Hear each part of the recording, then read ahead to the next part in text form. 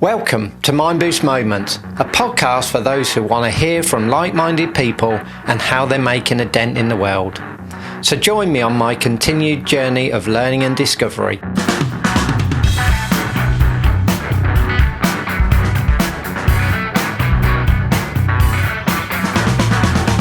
This week I had the pleasure to chat with Paul Carmichael, Head of Talent and Development at DS Smith. We had a fab conversation about boom whackers, how Paul gets excited about new experiences and how this shapes his decision and embracing alternative ways of doing things. This also lent into his superpower of how he finds the resilience to keep moving forward, adapting to change constantly and getting things done. This is Mindboost Moments. One of the first times that we met, actually, I think you were chucked in at the deep end to go bring some energy to a team meeting. You got these whacker pole things out that we all had to play a tune to. Boom whackers. Boom. Yeah, if you want. I think everyone the same in the room going, what the hell's this? And then at the end of it going, oh, that was actually quite fun. And then you probably going, I've done this 100 times before, and boom whackers. Yeah, I remember. Well, the funny thing about that is Paul Coates, who we both know, has a box of those in his garage. Oh. His wife keeps on at him saying, "Can you get that Paul Carmichael? Can we get these boom whackers?" And I've got about 4 boxes in the loft. So yeah, I started with a smaller group, and then they grew and grew and grew. But yeah, boom whackers. Yeah. I always think back to when you're a trainer or you're doing training, you've got this toolkit. And mine was this pathetic little bag that I'd sort of, roll out with little clappers and balls and stuff. And then I got this trainer kit empty because we got boom whackers. But the space that they must take up. Yeah. No, I mean, they're good when you're using them, but then nobody wants them. They're just, you got to hire a garage to store them. But they're still here. If ever you want to borrow them, leave them in your if you want to borrow them, they're here. There's about 280 of them. I've got enough of my training rubbish. So when was the last time you used a boom whacker? Have I used it where I mean, I've definitely used it where I am now. A few years ago, I think. A few years ago, yeah. I guess we'd be doing them an injustice if we didn't explain what a boom whacker was now. No, yeah. I mean, just very briefly then, it's a tube that makes a musical note, and each person will have a different one. There are 8, so you can just distribute them. And then you build a tune with them, and it becomes this team building bit. Yeah. And there is lots to take out of it actually, which is keeping in rhythm with people. If you lose track, then you can actually pick off somebody. It's about how alone it doesn't sound very good because it's just a donk, donk, donk. But when you build it together, teamwork and synergy and working together and collaboration actually generates more. See, it rolls off the top. I've done it so many times. It's a simple idea, though, really, isn't it? But it does convey the message so eloquently. Yeah, and it's a nice thing to do because it is a bit of fun, and you've just got to go with it because I've had teams where they've said that one's not for us. Sure. First, I remember one, and it was like that's not for us. And luckily enough, the MD that we were working with said, "Let's just do it, take a risk." Yeah. And it doesn't harm anyone, and it is a bit of fun, and people have a laugh and a joke, and you don't have to be musically minded or play an instrument. You just hit it against the palm of your hand, and that's it. So it's funny when you detach yourself from that and go, let's take a risk. Right? What are you actually taking a risk on? Whacking a few tubes. I think the risk is, oh God, we might look silly. Yeah, it's feeling stupid and looking silly, absolutely. And sometimes that helps people to connect and to, if you feel silly together, of course it makes you connect a bit more. So it's all. I've never had it not work, but I'm not saying it would never. I know. But it must have worked because I still remember it to this day. I remember being in Edgbaston, banging these tunes, and then at the end of it going, that was actually really good. Yeah. But the problem, because of course once you have to purchase them as well, and they're not really expensive, but they're not cheap. And so you start using them because you've got a new toy then to start using, and then you suddenly get known as, oh, you're the boom whacker man. Okay, I might change this image a bit. I've just compounded that then. Yeah, that's it. People still remember me as the boomwhacker guy Sorry. 20 years on. No, yeah, well, I haven't forgot about boomwhackers, but they were pushed to the back of my mind. Sorry. Have I opened the... Well, do you know that there's you asked me about the last time that I used them, and we're running a program at the moment across the Nordics and Benelux, and we get some senior managers together. There's about 25, 30, and we get them together, and we were launching this program where they all got together in Copenhagen, and they said we need a bit of an icebreaker. Lo and behold, the boomwhackers will actually use those. So I actually went out and bought the biggest suitcase I can find, because they're, the big tubes and take up a bit of room. And I needed about 30 with a few more, 30 packs. And I took them, paid for extra luggage, did all of this, carried them all the way to Copenhagen. We didn't have time to use them because inevitably, you go, we're running over with this bit, and we're going to adapt that and do this, and we didn't use them. So I had to take my boomwhackers home with me. Oh, God. And that's why you've got 2,000 boomwhackers in your loft. Yeah, and we've just had a loft conversion. So they've got no home at the moment. They've got nowhere to be. So, yeah. If you want some boomwhackers, let me know. Yeah. Requests on a postcard. Free home to boomwhackers. Oh, I love it. So I asked you a couple of questions before we joined the poddy, and one of them was, what excites you, makes you fizz with energy every day? Yeah. So what are your thoughts? Well, I did think about it, so I gave it some thought, and I didn't know whether it was a bit lame, actually, because I was trying to think from a personal perspective and a work perspective, and I think that they're both the same thing. And I was trying to be a bit more pinpointed with it, but it's just new stuff, I think, for me. Wow. I like, and I think what I kind of honed it into is new experiences. Yeah. So whether that be, trying new food, going to new places, meeting new people, doing new activities and new things. I think for me, there's a bit of an excitement, which is this is something new, and I might like it or I might not like it, but I'm going to try it and give it a go. But yeah, I mean, I think, certainly going and exploring new countries, new cultures, new ways of doing things. I mean, that really, there's people that I've met that said, "Oh, if I won the lottery, I wouldn't want to win too much." Right. And I kind of get it. I wouldn't know what to do with the money. Is probably that, I wouldn't. I was going to say, I'd want to win as much as I could. Well, I mean, that's my view as well. But also, I just think all the places that you could go, because it's like, oh, well, I wouldn't really know what to do with it. And I would just imagine all the places that you could go that you would never go in reality, with the normal salaries. And there's, if you really want to go somewhere, then you'll save and you'll go. But I think just opening up your mind to different experiences and different cultures and different foods and smells and ways of life, I think it's brilliant. Yeah, what people do and why they do it and how they live, and yeah. So what drives that curiosity then? I'm not quite sure what drives it. I think we were quite lucky when we were kids. It's me and my brother. My parents are just working class, but they enjoyed travel. My dad in particular enjoys traveling. My mum doesn't quite like flying, but she likes traveling. So that was a bit of a, okay, one year we'll go to Scotland, and then the next year we might go on a plane and go somewhere. But I've got friends who I grew up with that didn't. My wife didn't travel until she was 18, but as kids we were kind of going to places south of France and Spain, and that was quite far in those days to get to travel out there. And we went to America a few times, and I think particularly when we went to America, so I was 11 the first time I went, and then we went again when I was 13.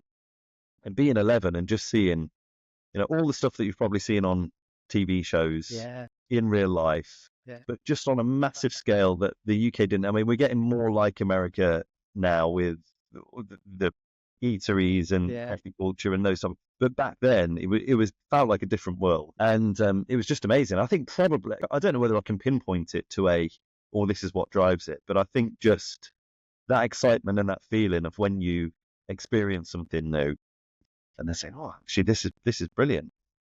Also, when I was reflecting, there's been times when I've experienced something new and it's not gone really well. And a few of the trips have not gone well at all, but I've either had a great time or I look back on it fondly because it was about, well, that was a bit of an adventure. And, I've got that experience in my locker now, which I wouldn't have had before. And I might not go back to that particular place, but I've been there and I've seen it and experienced it. So Yeah, I think for me is probably where it comes from is that excitement of wow, the feeling that you get and kind of just wanting that again to go, And imagine if we went this place as well and did that. yeah, and it's so weird sometimes when you think about the people that are quite risk averse and don't want to do that, and I guess what conversations would you have with somebody? Oh, no, I like to go back to the same place every year because I know, why is it that drives you, the change and something different,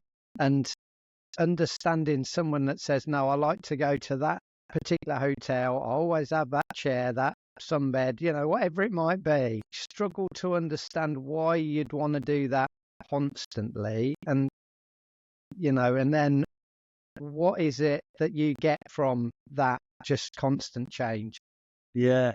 Yeah, I've thought about that before. I mean, the way that I would look at it is that just because my preference is one way to do something, I would understand. I struggle to understand that people want to go back to the same place year in, year out and have the same seat and the same meal. But I understand also that there's a bit of comfort in Yeah. familiarity. And I suppose if you only get, 4 weeks off a year, then maybe you just want to go, oh, I just want to I know forget I'm going to about the like world. it. I know that I can, and some people might struggle a bit with meeting new people or Yeah. being in new surroundings. So I do get it. But on the flip side of that, I also want to go, yeah, but it's just go and do something new. Just go try something new. And it could be that people have had a negative experience. My Yeah, experience quite, yeah. of going to America and seeing this whole new world, people might have gone, oh, I'm going to try something new and been burnt a little bit. And Yeah, then that yeah. might set the way that you view things and want to do things. I But suppose it's how you adapt to those experiences, though, isn't it? Because I mean, there's, when was it? It must have been pre-COVID, actually. Yeah, it must have been. Because we were in Germany, traveling around the Rhine region, and I think we wanted to go over to more central Germany, and we literally just sort of were jumping on trains, and like we both, Amanda and I, looked at each other and said, how do we know we're on the right train? Well, we don't, but we'll wait and see on the next station if it's in the right direction, and if it isn't, we'll just catch another one and go the different direction then. yeah, And I like that was real fun. That was real exciting because it really didn't matter. I suppose the benefit is we didn't have little kids with us, and I suppose that you add that into the mix, and it's like, okay, that's another added pressure. yeah. So it was just us two. But then when you articulate that to someone, they go, "Oh God, why would you do that? What if you went wrong?" It's, well, we didn't, but if we did, we'd just adapt and get on with it. Yeah. Yeah, and flexing and just I think you're right as well. Having kids and because we've also said, oh, wouldn't it be nice if we had a little place that we could go to and just you've got all your stuff there and you could go back. And I think there is I something thought he was nice. going to say leave the kids in a little place, and you, Yeah, I mean, I've not articulated that before. So my mind just put them in a little locker somewhere and then you go for 2 weeks. yeah. No, No but kids were harming in the making of this podcast, by the way. yeah, but yeah, just having somewhere that you can go. We've got some wellies or some fishing rods or whatever it might be Yeah, down there, and we can just go and you set up and you can have long weekends rather than just go for a holiday. And I think there is something nice about that as well. I mean, but then you've got to kind of weigh up the cost element, which is if you're going to do that all the time, then that's fine. yeah. But then you might not have all of the experiences that you want to do to travel and see new things as well. So I think we've kind of come to the conclusion that actually I really want our kids to have different experiences and try different things and just be, Yeah. like to say that they're 9 and 12, just about to go 10 and 13. And just ordering something at a cafe or just being able to navigate the metro in Yeah, France or, just, it helps. I think that's a good learning and a yeah. good way to kind of embed social interaction as well. So yeah, I mean, there's a bit which is exciting, but I think there's also a bit which is it really helps just to keep your mind open a bit I, I, and I agree. And connect. what's the language then to your kids that you use like so that imagine that first time going into the London Underground and going, right, we need to get to this place, over to you try and get us there, or imagine you're on your own. Like, what's the language that you use to help them through that? Well, I give you a flip side, which is a negative. Yeah. Which I took my son. We were going to Wembley to watch a football match, and it was a bit later in the day, so we went and to Wembley's and picked up Yeah. a toy, which actually he wanted a drone, and we were going straight to Wembley. I said, you can't have a drone because you won't get in. But he wanted the drone to film it in Wembley. Yeah. So he picked up a Sonic the Hedgehog or something instead. But anyway, so I'd had that conversation, which was right. Here's where we want to go, and we were either looking at a little map or on my phone or whatever. And he was I think he was 5, maybe 6, and he was so it was quite quiet, and he was surfing in the middle of the tube. And then all of a sudden it stopped, and he said, "Dad, we need to get off here." And no, it's the next one. And he said, "No, we need to get off here. We need to go." And I said, "No, you're okay. We'll get off at the next one." He was right. He'd looked, and then of course he was really pleased that had happened. But I think it's just, I'm not really sure whether there's a language part. I think it's just for them to be part of the organisation and journey and to include them, because it's really easy to say as adults, just wait a minute, we're just trying to figure out what to do here. To say, look, this is where we're trying to get to. I think it just makes it more exciting for them, rather than they're just a bit of a passenger and a blind passenger then to get to a destination. Well, what stopped you then from just going, I'm going to forget what I think I know is right and just go with you? With my son? No, in that situation. So it sounds like you sort of said, no, this is the right stop, and you sort of overruled that rather than going, I'm going to not say anything and I'm going to go, yes, this is the right decision. You make it. Yeah. I think it's probably just not taking the time to think about it. We've got somewhere that we need to be. Yeah. And this is where we need to get off. Yeah. And there might be a little bit of, I've done this before, whether it be a child or not, but kind of I've done it before, and so I kind of know how it works, and this little person didn't. And I think that it's good to reflect and think about it, because you can get caught up in life sometimes, and I am really guilty of this. Just right, let's just get there and do this. Yeah. It's not. I'm kind of talking as if, we include the kids all the time and making all the decisions. You have to choose which decisions you get them involved in. We have done it before where we give them a budget to buy food for the week. And partly I'm embarrassed to say, but I'm quite pleased to say that we didn't last the whole week, because it was, we'll have pizzas and ice cream, and then there were no vegetables. There was nothing more than chicken nuggets and pizzas. They'd ruined the budget or spent the budget. Sounds like your EV road trip again. Yeah, it does. Yeah. So, but no. I mean, it's a really good, challenging question, because I think sometimes it's whether it's time bound or whether it's just that you want to just get there and yeah. I often think there's a lot of crossover between how we behave as adults around our children and how we lead people in a business as well. And you're right, it's so easy just to go, no, this is the end point. This is what I'm imagining in my head, and people are sitting there going, I don't think it is, but I'm not going to say anything. I'm going to let you get on with it. And then, you have to reflect on that. I mean, the good people will go, oh, shit, I should have just stopped and listened. And the bad people will just carry on and go, no, this is the right direction all the time. Listen to me. Yeah. Well, I think there is definitely that. And there is also how you follow it up afterwards as well. Yeah. Because, in that example, okay, well, let's get off then and go. But it's like, no, you were right. I can't believe, you make him feel brilliant. And then when he gets home, you tell his mum as well and his grandparents, well, Dexter got us there because I would have taken us to the wrong place and we would have been late. And so I think as long as if you realise that you might not have behaved or acted in the right way, as long as you reflect and it's how you follow it up as well. I mean, for me, it's the old example of, you let somebody through on a road or somebody cuts you up even, and you're fuming mad, but a little raise of the hand and a sorry or a thumbs up, thanks for letting me through. It's just, I just smile. Everything is forgotten and my, frustration levels are way back down again. And I think that's similar, that, an acknowledgement of, okay, I was wrong, or a sorry, or it goes a long, long way. And it does depend on the people around you as well, and how you react to that, and how you constantly keep challenging yourself. You've got to have that network around you. Go, oh, maybe if you'd have done it that way rather than, yeah, we're all the same. We're all sort of, that's what I like about just the diversity in the world, really, that you just get so many different views and ideas, and it's about listening to that and then going, oh yeah, these positive messages of difference, are good. Yeah, yeah, yeah. And taking the bits that are positive and work, and then, you don't have to take everything. Quite, yeah. Pick the bits that work and that work for you. Yeah, absolutely. So when was the last time you did something new then on that vein of I like to do new things?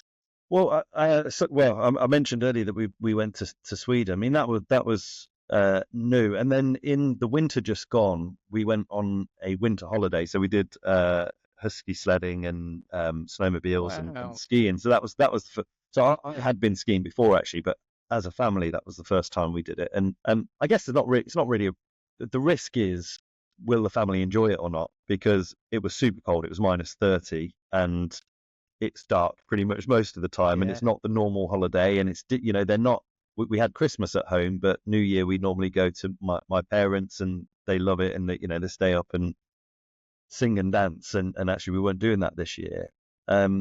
So we tried something different there, and it was unbelievable. It was amazing. It was just perfect. All of the activities, the way that it landed and worked.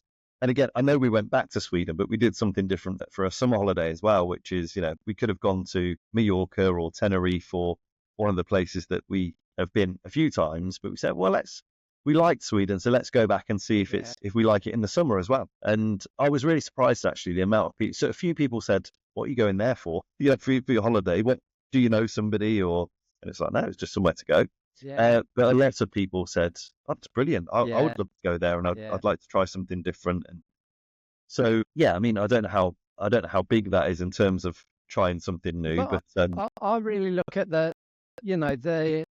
how you're shaping the minds of your children as well, because you took them on a holiday that wasn't the normal holiday for you. Now, that could have gone horribly wrong. It went, really well, really nice, but there's a hook in there for the next holiday that's very different to go. It might go all right, it might not, but, we've based on some past practice, seems to have gone all right, but we know that we're in it together if it doesn't. And I just think that message in more young people then hopefully expands their mind when they sort of are working around other people as well, going, let's just give it a go. Yeah. And also, what's the worst that could happen? Yeah. And also take the positive out of it, because even if it wasn't the holiday that we thought, if that was the case, it wasn't the holiday that we thought of, we still managed to get away, which some people don't do that every year, or, haven't, maybe never do it. And we still got to experience new things. I think it's just taking the positive out of it and saying, well, it might not have all gone perfect, but we've had a good holiday and been together, and we're all healthy, and that's it for me. And next year we will try something different then, if we didn't like it this year. Then would it have gone perfect if you'd have done exactly the same thing as the previous year, or tried to recreate that? Probably not. No, absolutely. Yeah. I love it. And so just in the time that we've got left, I asked you what you thought your superpower was. Yeah. How long you got? Well, super, extremely handsome and very modest. My modesty is my superpower. God, I'm good. Well, I didn't link these two things together, actually, but through our conversation, they feel as if they're a bit linked. And again, when I was thinking about superpower, I wondered, is this really a superpower or not? But I think more and more nowadays, I feel like it might be, which is, and I don't know how to term it, but it's just the power to get on with stuff. That what we were just talking about, which is, well, if things go wrong, well, you just go at it again, or you just do something different next time. And I think I don't know whether it's resilience or whether it's just, tenacity, resilience. Being able to just kind of move on from things. But I don't worry too much about stuff, and I think, it's not that I do care what other people think. It's not that I don't care what other people, but I feel like, well, actually, everyone's got their own path, and people are free to make their own decisions, and I don't influence what other people do, but I guess the path that I take, I don't really, if something goes wrong, I'm not really too worried about, oh, well, people are going to think this or think that of me. Yeah. I think it's just, there's a bit of resilience there, which is I'm quite comfortable in who I am and what I do. I'm not really striving to do more. I'm not striving to, oh, well, I want to be better at this or do this. Yeah. Personally, I do. So internally, I do, but it's not for the gratification of other people. It's my family and people close to me, yes. But, I don't really need the world to see how great I am and what I'm doing. As long as I'm happy, and that could be having a cup of tea on a veranda somewhere that costs £1. Yeah. Or it could be going on a really nice holiday or going and visiting. But I don't need the world to see it. I'm quite happy that if I'll make my own happiness with my family, I think that for me, and when I was reflecting on it, because social media is so prevalent now and you see more into people's lives, whether they are famous people and celebrities or whether they're just normal, things like TikTok, you see people on there, and I'm not really bothered by it. I'm connecting every now and again and have a little look, but I think I'm quite happy just cracking on with my life and being happy and having a bit of resilience. I think, as you say, just to echo what you said as well, is that everyone's on their own path. And again, I can only talk from my experience, but I sort of feel in a similar ways that, over the years of, getting older and getting more experience and lived experience, that you then go, I've got a cool life. And it's not extravagant. I don't want anyone to think, oh yeah, that's all right, he's living a cool life. But, I'm much the same. I have, peppermint tea and have a toast in the morning. No different to most people, but I'm comfortable with that. But in order to get to that place, you just got to accept what you're doing, or not accept what's going around you. Start challenging things and changing things that you want to see in your life. And I think, when you're comfortable with that, then you see the world in a different place. Then you start having different types of conversations, don't you? Then you go, it doesn't really matter. I can flex around that. And if it goes to what I thought was expected, great. If it doesn't, I've learned something new. I think that is a superpower, resilience, and just, and trying to drive that forward, because not everyone can do that, can they? Some people try and live up to an unrealistic expectation, worry about what if this goes wrong? And actually, it takes some time to go, well, what, we had this conversation with Westy a little while ago. Well, what is wrong? What's a failure? It's just a different outcome. So, just go with it, ride it out, But you do need a safe place sometimes to feel that way. And whether that's home or work, you've got to have an infrastructure around you that also goes, yeah, it's absolutely cool. Yeah. Yeah. And I think that's really key. What you said is having either people around you or an environment that you're able to do it. Because I've been really fortunate, family's always been supportive, really calm, no issues. It's just been nice and plain sailing in terms of family and loved ones around me. And I think that is a privilege, because not everybody has it. No. But I think that helps you then to say, well, I think really what it comes down to is, and I don't want people to think that I'm not bothered about other stuff, or it's contentment.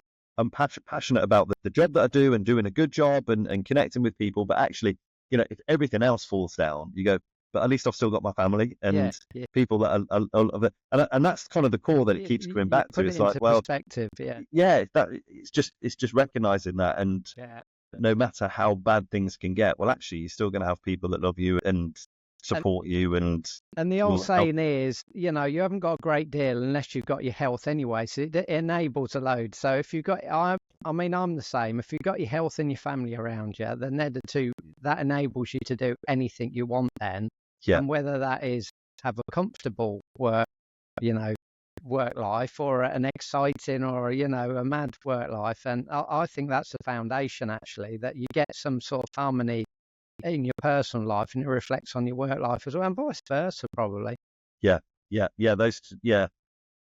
If one is out of kilter, I think it could have an impact on the other. Well, I'm glad you think that it's a superpower as well.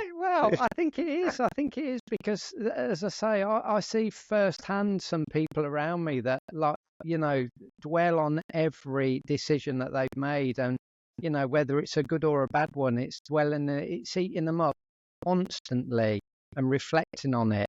And, you know, it's really easy when you're of a different mindset to go, stop thinking about that. It's gone. But they can't. It's just constant. It's all consuming. Yeah. And I haven't got an answer for that. I'm just, I've and I don't know where my also comes from to think, oh, it's gone, past, behind me. It's just. Well, and that was something that I was thinking of, which is, because I was thinking, with a superpower, how can you, with power comes great responsibility, is the tagline. But with a superpower, how can you support other people with something that you've got? But in your behaviour, it supports it. Yeah, I think so, because it is quite difficult. You can't give it to somebody. It's like confidence, or, you can't say be happy or be confident or be content. It's really difficult. But I think you have to then be the constant behavior and calmness and maybe, some interaction will help osmosis, isn't it? To get there as well. Yeah. So, hey, I love it. Yeah. I've really enjoyed our conversation. Me too. Don't say it like that. Me too. Me too. I'm not surprised. I have really enjoyed it. It's been really good. Hey, if people want to catch up and find out a little bit more about you, what's the best way to do that? LinkedIn's probably the best way. Paul Carmichael. Yeah, I'm sure you'll find me. There aren't too many of it. There are a few, but there's not too many of us on there. But no websites or anything like that. I'm not on social media. LinkedIn. God, that's a whole different can of worms. Yeah. Don't want to be promoting that. No. LinkedIn's probably the best way. Paul Carmichael, LinkedIn. Fab. Thank you so much for chatting to me. Thanks, Caleb. See you later. See ya. This has been Mind Boost Moments. If you enjoyed this conversation and want to hear more, subscribe wherever you get your podcast from. And if you want to learn how Mind Boost can really add feeling and emotion to learning experiences within your business, check out our website at mindboostlearning.com.